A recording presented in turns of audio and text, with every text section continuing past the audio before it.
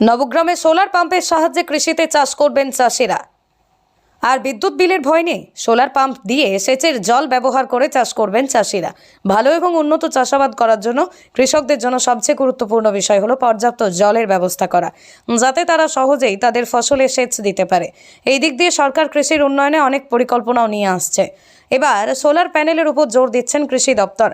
মুর্শিদাবাদের নবগ্রামে কৃষি দপ্তরের থেকে FSSM 2023-24 স্কিমের যে সোলার পাম্প চাষিরা আবেদন করার ভিত্তিতে দেওয়া হয়েছে চাষিদেরকে চাষ করার জন্য, সেগুলো নবগ্রাম কৃষি দপ্তরের পক্ষ থেকে পরিদর্শন করা হয়।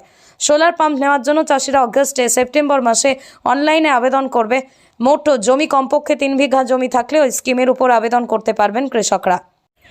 মূলত ইলেকট্রিসিটির প্রচুর খরচ প্রত্যেক বছর কৃষক ভাইদের, যে আপনাদের সাবমার্সিবল বসানোর জন্য এবং তারপরে যে ইলেকট্রিকের একটা বিল, সেটার প্রচুর খরচ।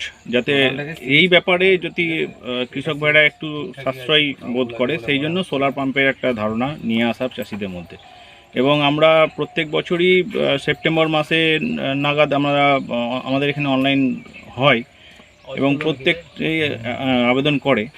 কিন্তু এবছরের মাত্রাটা হয়তো একটু বেশি মাত্রায় অ্যাপ্লিকেশন করেছে, যার কারণে আমরা হয়তো বেশিভাবে একটু দিতে পারছি। মূলত সোলার পাম্প দেওয়ার জন্য তার রাজ্যের কৃষকদের ভর্তুকি দিচ্ছে। এমন পরিস্থিতিতে আপনি যদি একজন কৃষক হন এবং ওই প্রকল্পের সুবিধা নিতে চান, তাহলে আপনি অনলাইনে আবেদন করতে পারেন। কৃষি দপ্তর মাটির কথা প্রকল্পের মাধ্যমে সোলার পাম্প প্রদান করছে কৃষকদের।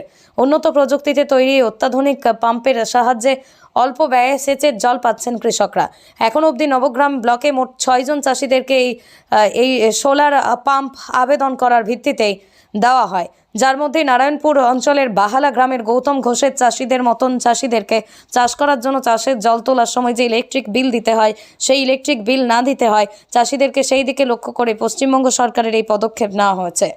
এটা আপনার এগ্রিকালচার অফিসে এখানে জানতে পারি যে সোলার পাম্পের সাহায্যে জল তোলা যাবে এবং সেখানেই অনলাইনে অ্যাপ্লাই করা হয়। কতদিন আগে করেছিলেন অ্যাপ্লাই? 3 মাস। এটা অ্যাপ্লাই করতে 3 বিঘা জমি লাগে। সুবিধা অনেকটাই পাওয়া যাবে, কারণ ইলেকট্রিকের যা বিল, এটা একবার ইনভেস্ট হচ্ছে, তারপরে তার কোনো খরচা নাই। 20 বিঘা মতো চাষ হবে। এছাড়া এই স্কিম নিলে চাষিরা কিছুটা ভর্তুকি পায় বলেই জানান নারায়ণপুর অঞ্চলের বাহালা গ্রামের চাষি গৌতম ঘোষ।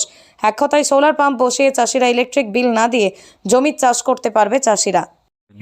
যত বেশি মাত্রায় হয় ততই ভালো, কারণ এতে চাষিদের সাশ্রয়, ইলেকট্রিসিটির বিল একেবারেই নেই। আর প্রথম পর্যায়ে হয়তো একটু খরচ আছে, কিন্তু তার জন্য একটা বড় রকমের সাবসিডির ব্যবস্থা রয়েছে সরকারের পক্ষ থেকে। প্রায় 2,46,000 টাকা সাবসিডি রয়েছে। মুর্শিদাবাদ থেকে কৌশিক অধিকারীর রিপোর্ট, লোকাল 18 বাংলা।